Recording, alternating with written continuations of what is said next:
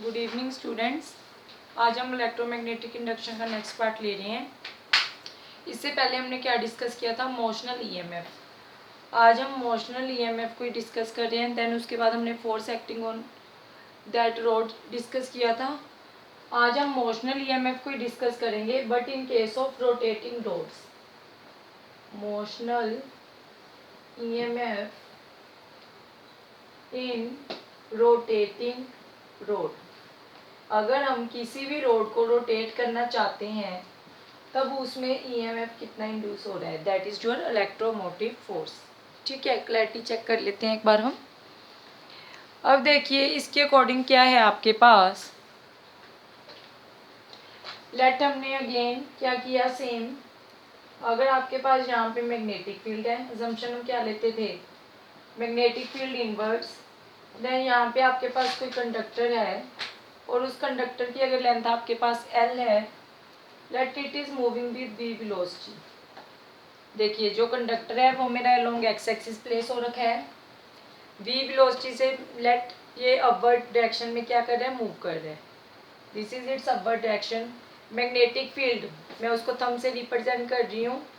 Thumb मेरा क्या है, that is magnetic field. Magnetic field क्या है मेरा, इनवर्स। तो तीनों क्या है, म्यूचुअली परपेंडिकुलर है हमारे। इन दोनों में भी 90 डिग्री का एंगल है, मैग्नेटिक फील्ड और इसमें भी कितना एंगल है मेरा, 90 डिग्री का। और हमारे पास कंडीशन यही हुई थी कि हमारे पास जो मैग्नेटिक फील्ड है, देन मेरे पास जो वेलोसिटी है, देन जो मेरे पास लेंथ है, all should be mutually perpendicular to each other. तीनों के तीनों आपके क्या होने चाहिए, परपेंडिकुलर होने चाहिए। एंड हमने देन क्या डिस्कस किया था कि हमारे पास अगर कोई भी कंडक्टर है वो मैग्नेटिक फील्ड में v वेलोसिटी से मूव कर रहा है, देन क्या होता था, then it is converted into a cell. जो इससे प्रीवियस वीडियो में मैंने क्या डिस्कस किया था कि वो हमारे पास इसमें कन्वर्जन हो जाता है सेल में। और हम इसका जो पॉजिटिव या नेगेटिव टर्मिनल है वो किस तरीके से देखते थे, v क्रॉस v। वेलोसिटी क्या है आपकी, अपवर्ड डायरेक्शन में। ठीक है, फिंगर्स को आप रहेंगे अपवर्ड डायरेक्शन में। मैग्नेटिक फील्ड क्या है, इनवर्स। अगर आपके पास इस केस में हमारे पास जो ये कंडक्टर है, लेट कंडक्टर को हम इस तरीके से प्लेस कर लेते हैं। ठीक है, और ये v वेलोसिटी से इस तरीके से मूव कर रहा है। जो हमने पहला केस डिस्कस किया था, जो इसकी रिवीजन चल रही है हमारी। कंडक्टर आपका, this is your conductor, this is your velocity and magnetic field is in inward direction. This is your magnetic field. Clear है, ये कंडक्टर है, मैग्नेटिक फील्ड के बीच में 90 डिग्री का एंगल। देन कंडक्टर और वेलोसिटी के बीच में भी कितना एंगल है, 90 डिग्री। मैग्नेटिक फील्ड क्या है, इनवर्स, तो इनमें भी कितना एंगल है आपका, 90 डिग्री। क्लियर है, तब हमारे पास क्या होता है, हम क्या लेते हैं, v क्रॉस v। वेलोसिटी आपकी इस डायरेक्शन में है, मैग्नेटिक फील्ड इनवर्स, तो आप क्या करोगे, राइट हैंड रूल लगाओगे। जब वेलोसिटी इस डायरेक्शन में, मैग्नेटिक फील्ड इनवर्स, ऐसे ही करोगे ना। This is your v cross v। तो हमारा थंब क्या है, अपवर्ड डायरेक्शन में, तो अपवर्ड डायरेक्शन आपकी क्या हो जाएगी, जहाँ पे positive terminal, this is your negative terminal. अब हमें मोशनल ईएमएफ को डिस्कस करना है इन रोटेटिंग रोड। अब रोटेटिंग रोड के केस में हम क्या लेके चल रहे हैं, first assumption is same, that is magnetic field, velocity and length of conductor should always be perpendicular to each other. Second हमने अब क्या लिया, this is our magnetic field. Clear है, then here is a conductor, let its length is L। इस conductor की जो मेरी length है दैट इज L। अब मैं क्या बोल रही हूँ कि ये अगर v वेलोसिटी से मूव कर रहा है, then these three should be mutually perpendicular। ये तीनों परपेंडिकुलर है हमारे पास। अब मैं क्या कह रही हूँ, रोटेटिंग रोड है। अब यहाँ पे जो ये रोड है, ये इसका एंड है जो फिक्स है। क्लियर है, दिस एंड इज फिक्स। और मैं बोल रही हूँ कि जो रोड है मेरी, ये ओमेगा एंगुलर वेलोसिटी से क्या कर रही है, मूव कर रही है। अगर मेरी रोड ओमेगा एंगुलर वेलोसिटी से मूव कर रही है और इसका एक एंड, जो ये वाला एंड है, दैट इज फिक्स, तो जब ये ऊपर को मूव करेगा v वेलोसिटी से, अब मुझे क्या निकालना है, ईएमएफ निकालना है इस पूरे रोड का।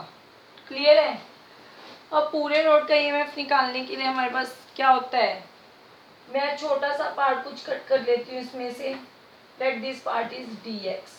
क्लियर है, अगर मैं छोटे छोटे पार्ट इसमें से कट करके उन सबको ऐड अप कर लूँगी तो मेरे पास ईएमएफ आ जाएगा इस रोटेटिंग रोड का। क्लियर है? तो मैंने यहाँ पे एक छोटा सा पार्ट dx कट किया, कितने डिस्टेंस पे? एट डिस्टेंस x डिस्टेंस पे मैंने एक छोटा सा पार्ट dx कट कर लिया। अब देखिए जो हमारे पास वेलोसिटी होती है वो किसके इक्वल होती है? v is equal to R omega. क्या आपका रेडियस कितना है और उसकी एंगुलर वेलोसिटी कितनी है?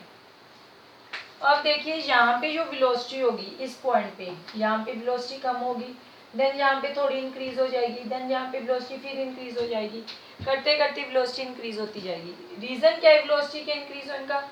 v क्या है? Are omega. आर क्या है आपका? डिस्टेंस। यहाँ पे देखो जो रेडियस होगा जो आर है ये कम है, फिर आर बढ़ गया, आर क्योंकि इंक्रीज हो रहा है, आर इंक्रीज होने से हमारे पास जो v वेलोसिटी है वो भी क्या हो जाएगी? इंक्रीज हो जाएगी। क्लियर है? अब जब ये रोटेटिंग रोड है इसका ये एंड फिक्स है, जब ये ऐसे मूव करेगा तो इसकी वेलोसिटी अपवर्ड हो जाएगी, ऊपर की तरफ मूव करेगा। क्लियर है? वेलोसिटी है आर ओमेगा, क्योंकि जो ये पार्ट है that is at distance x, तो यहाँ पे कितना आ जाएगा? v is equal to X omega. अब देखिए जो हमारे पास ईएमएफ हमने डिस्कस किया था, ईएमएफ किसके इक्वल था हमारे पास? ईएमएफ इज इक्वल टू हमारे पास था BVL, ये फार्मूला आया था। अब सिंस रोड क्या आपकी रोटेटिंग है, जहाँ पे आपने एलिमेंट क्या लिया है? dx, उस dx एलिमेंट के लिए हमारे पास जो ईएमएफ होगी हमारे पास क्या होगी? जो ईएमएफ होगी that is also small which is equal that it is D. तो डी किसके इक्वल हो जाएगा? VV, यहाँ पे जो एलिमेंट है VVL। क्लियर है?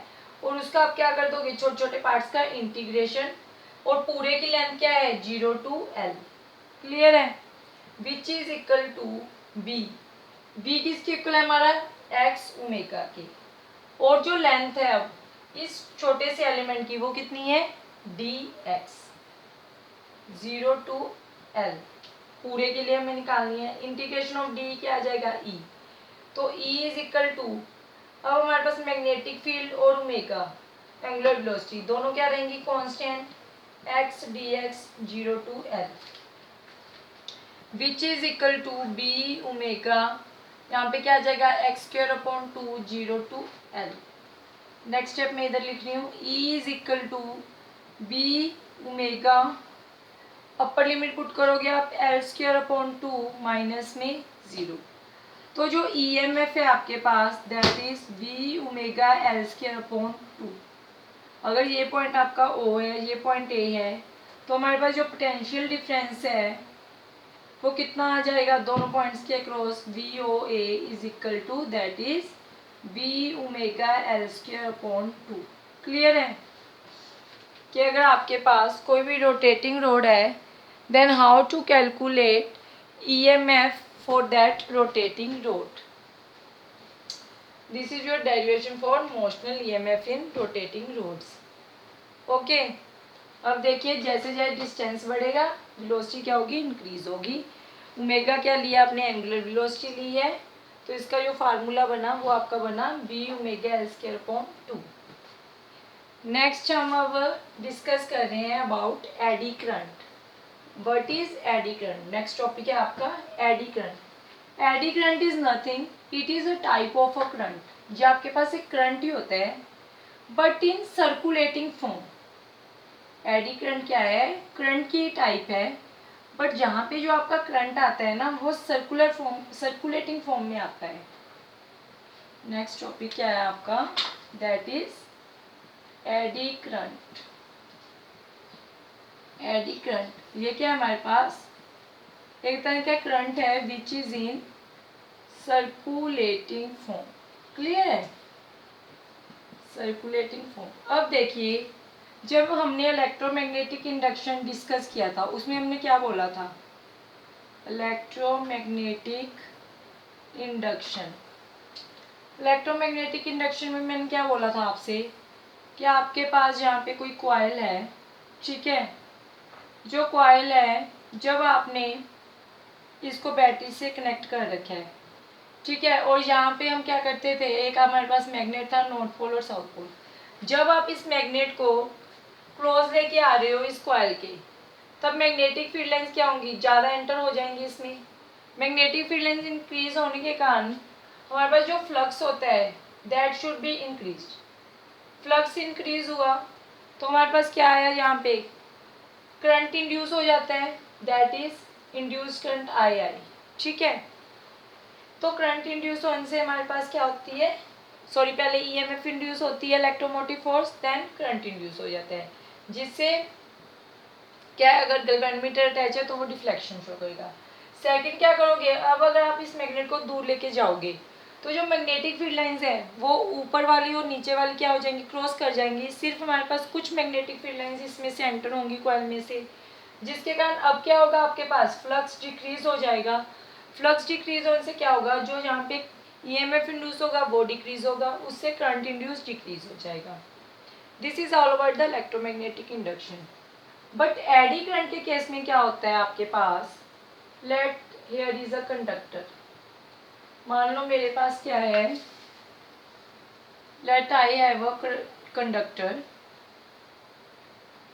मेरे पास एक कंडक्टर है, क्लियर है।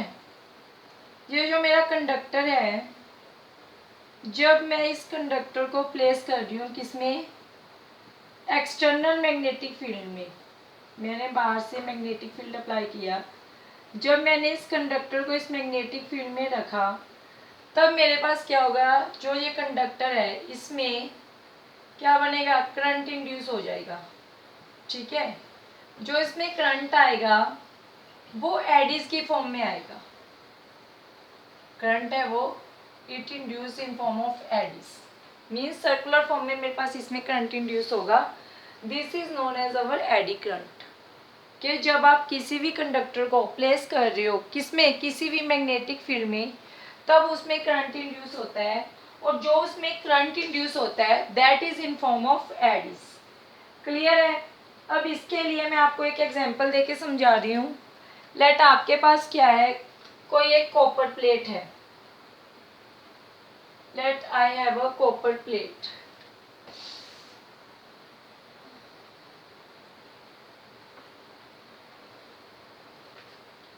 थ्री डी डायग्राम है ये,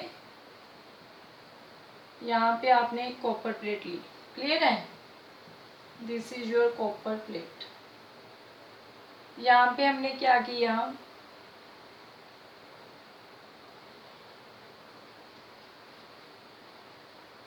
late here is south pole,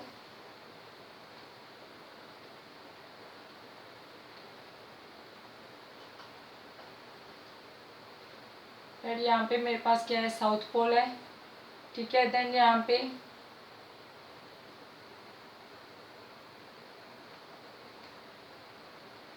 late this is the south पोल।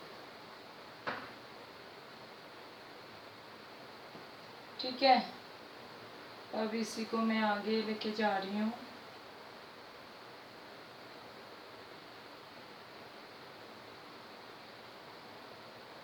और इधर लेट मेरे पास क्या है, यहाँ पे है मेरे पास south pole, this is our north pole, ये नॉर्थ पोल है, this is your south pole. यहाँ पे मान लो मेरे पास तो इस तरीके से वो, ओके। अब देखो होता क्या है, आपके पास ये मैग्नेट प्लेस कर रखे हैं मैंने, which as north pole as well as south pole. Okay, जो ये नॉर्थ पोल और साउथ पोल है, देन मैंने क्या बोला, बट इसको हम कुछ ऐसे बना देते हैं। Okay, this is your north pole, this is your south pole, here is a copper plate. देखिए इसको आपको समझना है कि आपके पास इनिशियली क्या हो रहा है, जो ये कॉपर प्लेट है, मान लो ये हमारी इस मैग्नेटिक फील्ड से बाहर है, जो ये कॉपर प्लेट मैंने प्लेस कर रखी है ये इनिशियली इस मैग्नेटिक फील्ड से बाहर है। ये एक मैग्नेट है, इस मैग्नेट में अभी ये प्लेस नहीं हो रखी। जब ये बाहर है मीन्स जब इस पे कोई भी मैग्नेटिक फील्ड अप्लाई नहीं हो रहा, तब ये 10 सेकेंड्स के बाद ये ऑसिलेशन करेगा। कॉपर प्लेट है जो, लेट इसको मैं ऑसिलेट करने के लिए छोड़ रही हूँ। ठीक है, तो जब ये मैग्नेटिक फील्ड में एंटर नहीं हुआ, जब ये बाहर है, तब इसकी जो ऑसिलेशंस हैं वो स्टॉप हो रही हैं लेट आफ्टर 10 सेकेंड्स। और जब ये इसके अंदर एंटर हो गया ऑसिलेशंस केस में, जब इसके अंदर एंटर हो गया, अब ये 5 सेकेंड्स के बाद स्टॉप हो रहे हैं। इसका रीज़न क्या है कि अब इसकी जो डैम्पिंग है, जो इसकी ऑसिलेशंस है वो क्या हो गई हैं, अब रिड्यूस हो गई हैं। क्लियर है। अब ऐसा होता कैसा है कि आपने जब कॉपर प्लेट को ऑसिलेट करवाया, ठीक है, ये एंटर हो गया किसमें, इस मैग्नेट के अंदर। यहाँ पे क्या है हमारे पास, मैग्नेटिक फील्ड लाइंस हैं नॉर्थ पोल और साउथ पोल के बीच में। जब ये एंटर हुआ तो यहाँ पे क्या हुई, मैग्नेटिक फील्ड लाइंस आई। पहले इसके पास जो फ्लक्स था वो 0 था, अब जो फ्लक्स है वो कितनी वैल्यू ले रहा है, 0 to 5, ठीक है। मीन्स फ्लक्स क्या हो गया, अब इंक्रीज हो गया। जब कॉपर प्लेट ऐसी थी तब इसके पास फ्लक्स क्या है, इनिशियली 0। अब क्या हुआ, जब ये मैग्नेटिक फील्ड लाइंस में एंटर हुआ तो फ्लक्स क्या हुआ, इंक्रीज हुआ। जैसे इसका फ्लक्स इंक्रीज हुआ, इसमें क्या हुआ, करंट इंड्यूस होगा। और जो करंट इंड्यूस हुआ अब इस केस में, that is our eddy current. Clear है। जब आपके पास ऑसिलेशन के थ्रू जो सर्कुलेटिंग करंट है, that is our eddy current. But eddy current का जो काम है वो क्या है, अपोज करना। जैसे हमने लेंजिस लॉ में पढ़ा था, लेंजिस लॉ में क्या पढ़ रहा था कि अगर हमारे पास मैग्नेटिक फील्ड इंक्रीज हो रहा है तो लेंजिस लॉ के अकॉर्डिंग क्या था कि उसको हमें डिक्रीज करना होगा। क्लियर है। सिमिलरली जो एडी करंट का काम है वो क्या है, इसको अपोज करना। अपोज करने के लिए क्या है आपके पास, अब देखिए हमारे पास जहाँ पे 2 डायरेक्शंस हो सकती हैं, या तो ये आपके पास इस तरीके से एंटर हो सकता है, या फिर हमारे पास इसकी डायरेक्शन ये हो सकती है। पहले ये इंक्रीज हो रहा है, अब हमें इसको डिक्रीज करना है। डिक्रीज करने के लिए अगर मैं इसकी डायरेक्शन ये वाली लेते हैं, समझो पहले मैं नीचे वाली डायरेक्शन ले लूँ, नीचे वाली डायरेक्शन के अकॉर्डिंग फिंगर्स को मुझे कर्ल करना है। फिंगर्स को मैंने कर्ल किया तो मेरे पास जो थंब है वो क्या जा रहा है, इनवर्ट जा रहा है। थंब अगर इनवर्ट है तो यहाँ पे कौन सा पोल आ रहा है, that is our south pole. Clear है, ये मैं पहले आपको बता चुकी हूँ। अब अगर इस डायरेक्शन के अकॉर्डिंग देखें, फिंगर्स को इस तरीके से मैंने कर्ल किया तो बाहर की तरफ आ रहा है। बाहर की तरफ मेरे पास यहाँ पे पोल कौन सा है, नॉर्थ पोल। अब अगर जहाँ पे नॉर्थ पोल है, देखिए आपका जब ये कॉपर प्लेट इसमें एंटर हुई मैग्नेटिक है, यहाँ पे अगर नॉर्थ पोल है और अगर यहाँ पे साउथ पोल आएगा तब तो दोनों में क्या हो जाएगी, अट्रैक्शन हो जाएगी। बट हमें अट्रैक्शन तो करवानी नहीं है। अगर यहाँ पे पोल सेम रहेंगे, पोल सेम रहने से क्या होगा, करंट रिड्यूस होगा। तब हमें यहाँ पे क्या लेना पड़ेगा, अब यहाँ पे भी आपके पास क्या आना चाहिए, नॉर्थ पोल। मीन्स हमें जो डायरेक्शन है वो क्या लेनी पड़ेगी, this is the direction. Clear है। अब सेकंड केस में क्या होगा, अब यहाँ पे नॉर्थ पोल आ गया तो हमारे पास अब क्या होगा, फ्लक्स डिक्रीज हो जाएगा। अब फ्लक्स जब डिक्रीज हो रहा है, अगेन आपके पास जो कॉपर प्लेट है इसमें आएगा। अब कॉपर प्लेट जब इसमें आया तब इसकी जो वैल्यू है, पहले 0 से 5 हुई, अब 5 से क्या होगी, 0। 5 से जब 0 हो रही है तो फ्लक्स क्या हो रहा है, इस केस में डिक्रीज हो रहा है। अगर फ्लक्स डिक्रीज हो रहा है तो इसके अकॉर्डिंग क्या आएगा, इसमें एडी करंट आएगा। बट हमारा एडी करंट है जो, उसका मेन वर्क क्या है, एडी करंट का काम क्या है आपका, अपोज करना। तो अपोज करने के लिए अब आपको डायरेक्शन कौन सी लेनी पड़ेगी, जो हमने ये दूसरी डायरेक्शन बताई थी। ऐसे आप इसको करोगे, अगर आप इसको डाउनवर्ड लेके आ रहे हो तो आपके पास ये क्या जा रहा है, इनवर्ड्स। इस केस में आपके पास आउटवर्ड्स, ठीक है। तो अगर आप इसको ऐसे रोटेट करोगे तो आपके पास ये क्या जा रहा है, इनवर्ड्स। इनवर्ड्स में क्या है हमारे पास, साउथ पोल। मीन्स हमारे पास अब यहाँ पे नॉर्थ पोल था, यहाँ पे साउथ पोल है, तो नॉर्थ और साउथ में मैग्नेटिक फील्ड लाइंस क्या हो जाएंगी, दोनों में क्या होगा, अट्रैक्शन होगा। अट्रैक्शन होने से जो यहाँ पे फ्लक्स है वो क्या हो जाएगा, अब इंक्रीज हो जाएगा। अट्रैक्शन होने से फ्लक्स क्या हो जाएगा, इस केस में इंक्रीज होना स्टार्ट हो जाएगा। This is all about the eddy current. Same है जैसे हमारे पास लेंजिस लॉ था, वहाँ पे भी यही हो रहा था कि मैग्नेटिक फील्ड अगर इंक्रीज हो रहा है उसको हम डिक्रीज करते थे, अगर डिक्रीज हो रहा है उसको आप इंक्रीज करते थे। अब नेक्स्ट केस क्या होता है, इस केस में एक होता है इसमें हीट लॉस। अब देखिए जॉउल हीटिंग इफेक्ट के अकॉर्डिंग जो हमारे पास पावर होती है, पावर को आप क्या लिखते हो, I²R। यही था हमारे पास हीटिंग इफेक्ट के according, power is equal to I²R। ठीक है, मीन्स पावर है जो डायरेक्टली प्रोपोर्शनल है आई स्क्वायर के। जितना आपके पास करंट ज़्यादा होगा उतना जो पावर डिसिपेशन है या जो हीट लॉस है, हीट लॉस ज़्यादा होगा, पावर डिसिपेशन क्या होगा, ज़्यादा होगा। क्लियर है।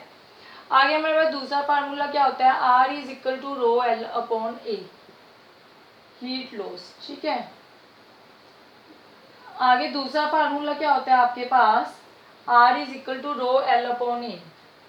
अब देखिए पहले आपके पास this is the area, clear है। अब हमने क्या किया, इसी एरिया में से मैंने क्या किया, अगर मैं स्लॉट्स बना देती हूँ, लेट मैंने जो भी एरिया था उसमें से मैंने कुछ स्लॉट्स कट कर दिए।